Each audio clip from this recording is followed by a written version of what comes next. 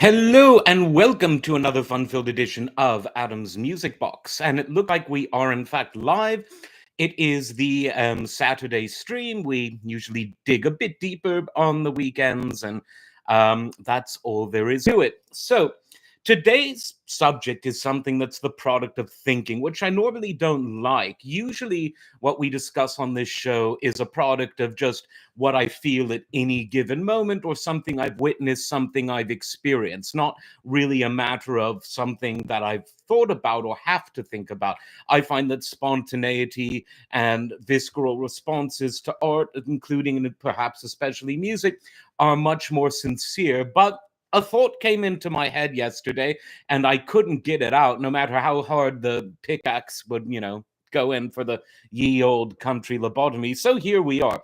And this is what happened. So yesterday, in the evening, I was reading and watching a lot about some terrible things happening in the world: genocides, wars, a coup in a very powerful country that will remain unnamed, all of these types of things. And then once I got done with that, the ye old YouTube algorithm recommended me Rick Beato doing What Makes This Song Great about Stairway to Heaven.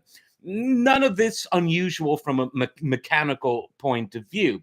But after all the stuff I'd been reading about, thinking about, and watching, death, toil, destruction, backstabbing, Brutus, and all of that jazz, I thought this is kind of a funny transition. And it's no one's fault. It's just the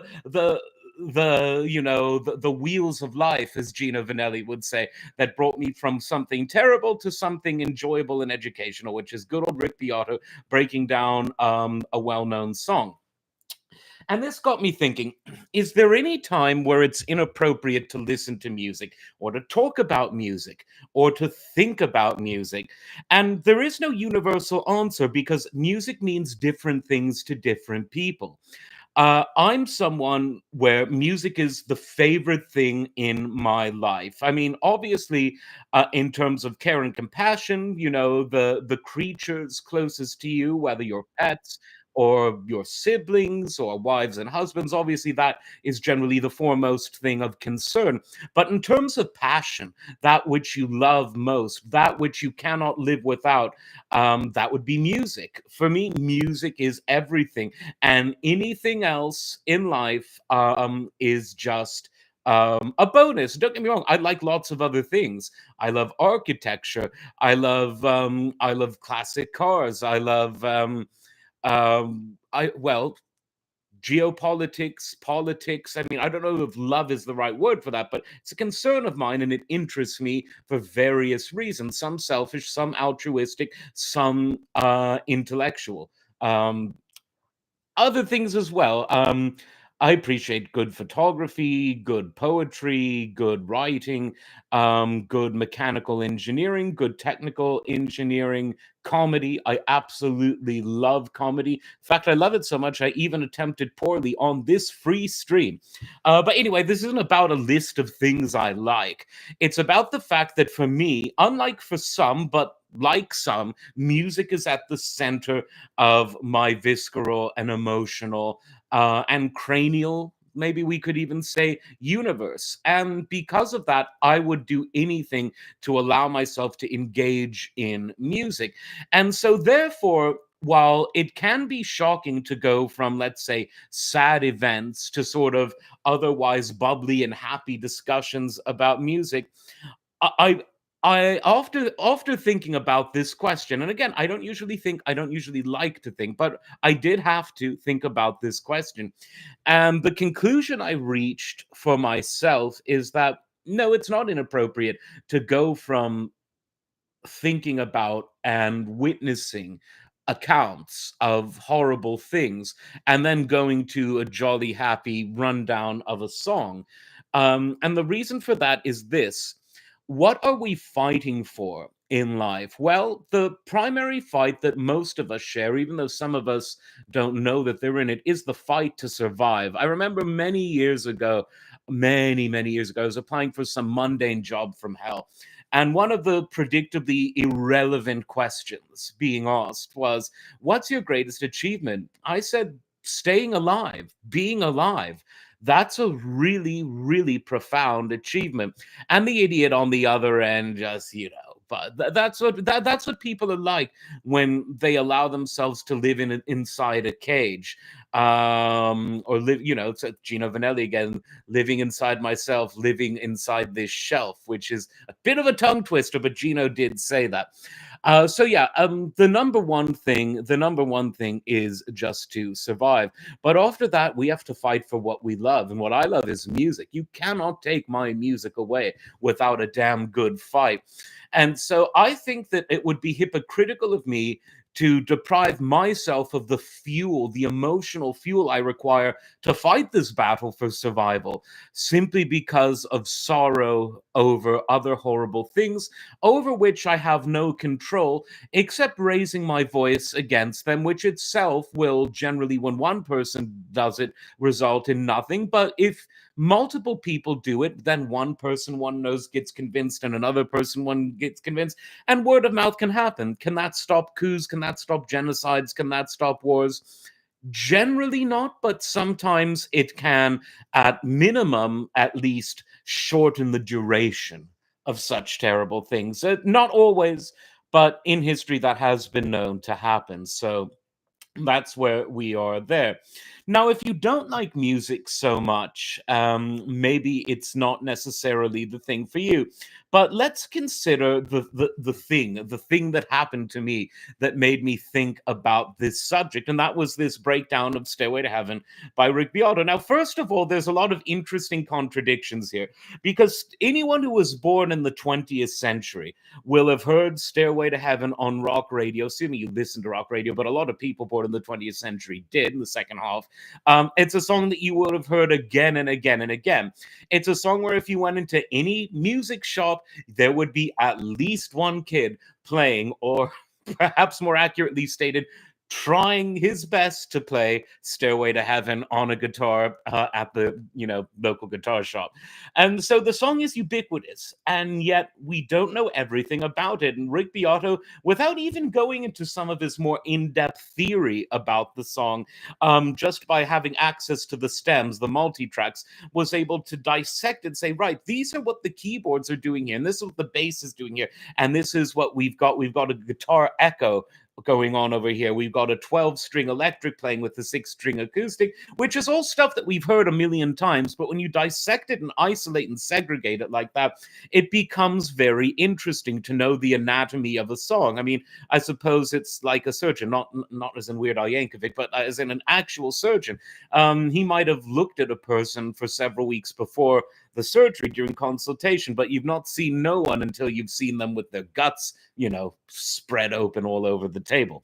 Wonderful thought for a Saturday evening or morning or whatever the hell time it is.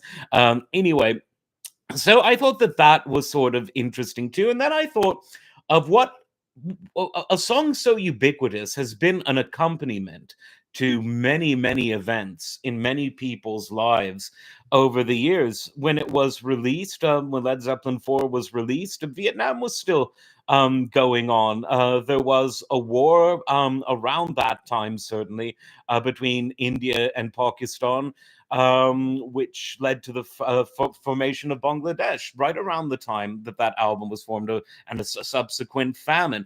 And so when you really think about it, the world has never been universally at peace. There have been areas of the world that have been at peace at any given time, or any given duration of time.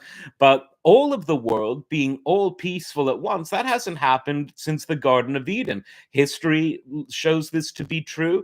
The Bible shows it to be true. It's just one of these facts of life.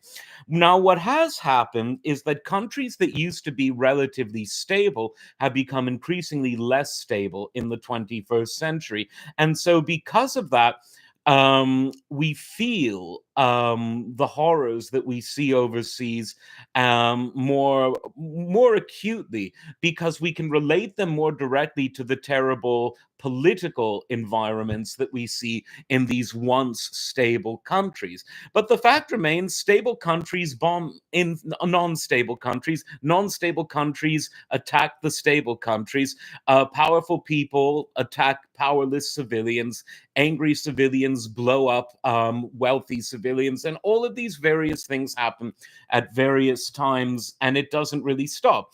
So who's to say, oh, right, you're going through a bit of hell in your part of the world, no music for you, but you people who are living in comparative stability in, let's say, China, you're allowed to listen to me. No, music is really there for all times. And this is another thing I've observed, and maybe people who haven't ever really spoken to veterans might not know this, but much of the sorrow that we associate with war is a uniquely civilian phenomenon, because while veterans witness hell and experience hell, they live to laugh and to joke around and to have a bit of fun if they can, depending on where the war is. I mean, when you look at sort of surrealist war movies, things like Kelly's Heroes, there's actually something about that that's almost more accurate than the dire serious movies, because when you're in the field of combat, what are you going to do? Just scream yourself to sleep every night?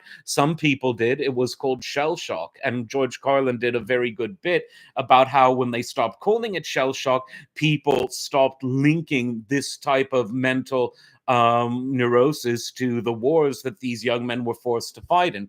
But apart from that, people try to laugh during war. And this isn't something I'm making up. It's something that is ignored by elite so-called historians and so-called commentators. But many, if not just about all the veterans I talked to, said, "Yeah, you make the most of it." Well, especially if you don't know if you're going to live and you're not, or die the next day, you're probably going to have that extra drink. You might go into that house with a red light outside of it. You'll probably say a joke that you wouldn't say in front of a priest or your wife or your kids. And this has a these truths that veterans have told me they have a logical foundation, that I think we can all understand. And so, much like at a funeral, the dead person isn't there, not in the flesh, certainly. And so this person, at least in an earthly sense, can neither be happy nor sad. The sorrow is felt by the people that are living, and there are many reasons for that. In the case of wanting to deprive ourselves of the art or entertainment we love because of terrible things going on in the world, I think a lot of this is due to a phenomenon called survivor's guilt, where we feel guilty for witnessing horrors going on elsewhere. And I'm particularly talking about the genocides and the wars. We feel guilty that we're witnessing it and that we're powerless to do anything about it. It wouldn't be like standing outside a burning building and weeping, which would be a bit weird. You'd either go into the building yourself if you were able to. If you're physically not able, you would find the first person or people who could go in and rescue the whoever or whatever is in that burning building. But when it's happening on the other side of the world, that doesn't apply. And when you're up against an army, obviously, it's a bit different than fighting a fire. And so there's that sort of survivor's guilt that comes into it. And because of that, some of us tend to adopt an asceticism whereby we try to deprive ourselves of that which we like in order to feel some sort of analogous condition to that of the victims with whom we sympathize. And this again is something that will be familiar. It's what we give up for Lent, for instance. That's what giving up things for Lent, associating yourself in a very small way with some of the sacrifices of Christ. That's the idea behind Lent. And so there is that psychological phenomenon that, again, in history and in liturgy, it has those analogs. But I've reached the conclusion that you've just got to do what you love. It shouldn't be done at the expense of doing what you can in whatever limited capacity to try to at least, phone a friend and say there's horrible things going on somewhere. Maybe if you tell your friend and you tell your friend, the people who control the world who are doing these horrible things might stop. Or in some cases they'll just try to hide it and bamboozle you about it. But hey, it is worth a try, I would think. So you've got to have that. And there is actually a perfect musical analogy too. I don't know how many of you know, but if you're watching this channel, you probably do. The Moody Blues song Question from their Question of Balance album. Now, the title track to that song came from two songs that were just sort of smashed together because the band said, hey, it works. The first song, and the two songs are very different, both rhythmically, stylistically, and lyrically. And lyrically, one of the songs is all about, coping with war and famine and terrible things. And the other song is a longing love song that could be applied more universally, but is probably best understood, or at least most readily understood, as something that applies to an individual. And when you think about it, what's more selfish than loving an individual instead of loving the world? But at the same time, if we have this constant Weltschmerz, this pain of the world, then we be able to do anything with our lives except feel pain. And feeling pain and reveling in it, so not reveling in it, but just going really overboard with it, it doesn't get you anywhere. You have to do other things, whether it's trying to correct these wrongs, or whether it's having a bit of fun, whether it's finding love in another person, or love in music, or love in Jay Leno's garage, or whatever, wherever your love might lie. And so that made me think about it too. And again, you by this time you probably understand why I don't like doing a lot of thinking. I just like doing sort of reacting. I like being spontaneous, but every now and then a thought does force you to think on it. And this was one of those instances. So this I mean and this again, this is why I don't really get hung up on the politics of artists themselves. Art is like an idea, the way that Plato, following Socrates, defined it. It exists in the ether. It is there, and we witness it, we experience it in imperfect representations, but the form of the art is pure. So, an artistic creation is pure. The notes on a musical score are a representation of the perfect form, the ideal. Same with the recording, same with someone performing it, same with you humming it, same with you remembering it, based on which, if you're in a foxhole without armed service radio, that might be the only way you can experience that kind of thing. And so I never get hung up on the politics of the musicians, because music is really something that's malleable, because it can be transformative. It can be what you want. It can mean what you want. It can be the center of your life, as it is for me. It can be an underscore. It can be something tangential. It can be many, many things, but I don't think that you should ever be deprived of it. And now we're going to, as the young kids say, circle back to where this all began, with Led Zeppelin's Stairway to Heaven. A few weeks ago, I did a video on this channel about the evils of censorship. And lo and behold, after 9/11, Clear Channel, the biggest radio operator at that time, they ordered their radio DJs or program directors to censor the song Stairway to Heaven, which just shows you the good guys don't ever want to censor, but the bad guys always use the hardship of others to censor those who have nothing to do with the hardship. Censorship is evil. Keep on listening to music, even if it's that one song that you've heard 1,000 times before. As always, like, subscribe, and we'll see you next time. Take care.